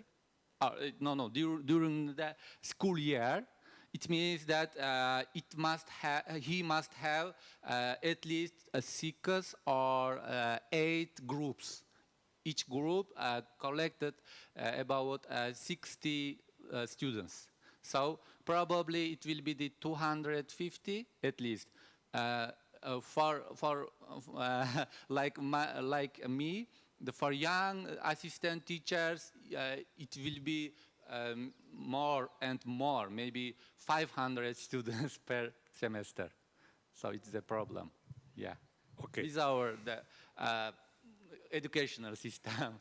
I was guessing that your answer was in that direction. Okay. 2 things, and you say to your rector and your president or whatever, a minister or president of the country, that Rodrigo say that in that way it's impossible to have a high quality university. Okay? Yeah. This is overwhelming work for all of you. So I'm sorry very much, but I understand. At the beginning it's complicated and so. Yeah. This is good that you confront, you connect, you talk with the people from other places and transmit this. This is not a regular situation on that. Now the solution, okay, that is what we have to do. You have to automatize activities. That is the only way. Don't think in the classical way that you can attend of that. Thank you. Okay, many questionnaires as Costas has introduced, okay? Auto-evaluated, automatic evaluated, in order that the student at least stay tuned with your subject, okay? That is easy for prepare. At the beginning it's hard, but when you prepare the bunch of problems, then to generate. And if you have more colleagues like this group, okay. Everybody can, I select this.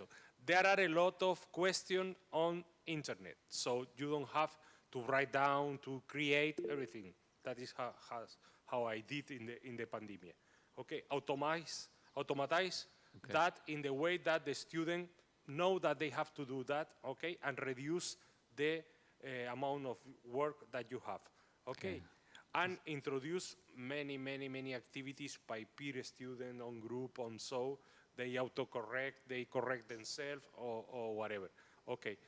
Thank you in very some sense, to introduce some activities that motivate that this is different, this subject is more open, this subject helps to us, and so.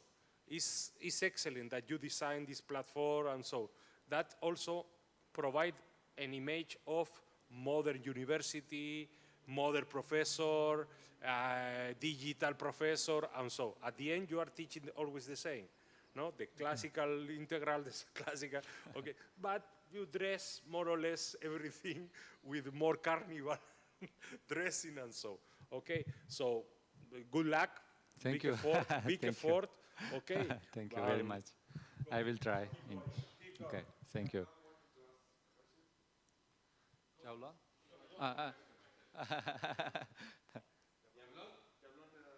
Okay, may I add some comments to Rodrigo's suggestion? Yeah, sure. Do you hear me? Sorry. Rodrigo, so I totally agree with you about the number of hours and number of students. Of course, it's more difficult to teach huge number of students and more hours. But it also depends on the number of universities in the country. So you know, in our country, I want to just add some comments. In our country, we have not such more universities, higher education institutes. But nowadays, it is trend uh, to opening the new universities with foreign universities, like um, union universities, for example, like Turin Polytechnic University or another with Korean universities. So in this case, of course, the number of students in state university, let's say state universities like National University of Uzbekistan or Tashkent State Technical University, this kind of in state universities, number of students will of course decrease, and consequently it leads to decreasing of hours and leads decreasing of the number of groups, of course. So it's also depends on the another how to say effects on the country also. Thank you, Javlon.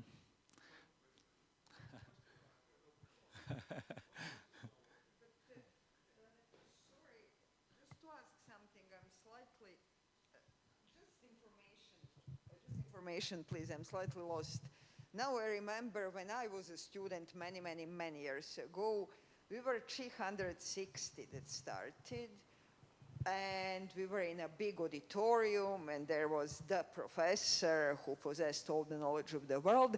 But then we have so many, call it lab time or recitation time or exercise time organized with teaching assistant professors, some young faculty staff, and their groups were about 30 students.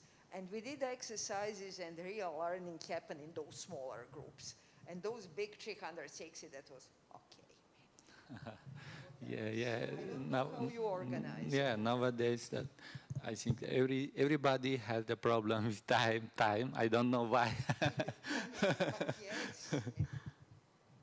Yeah, I think if we create like this platform, it is just only benefit. Yes, only benefit. no doubt. I mean, I'm sorry, but to say lots of your presentations here made me just feeling so spoiled with my 60 students.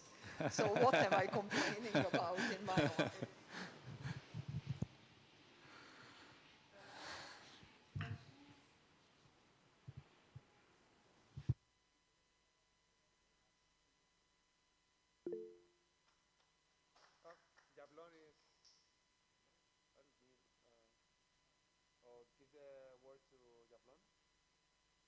Javlon, Javlon.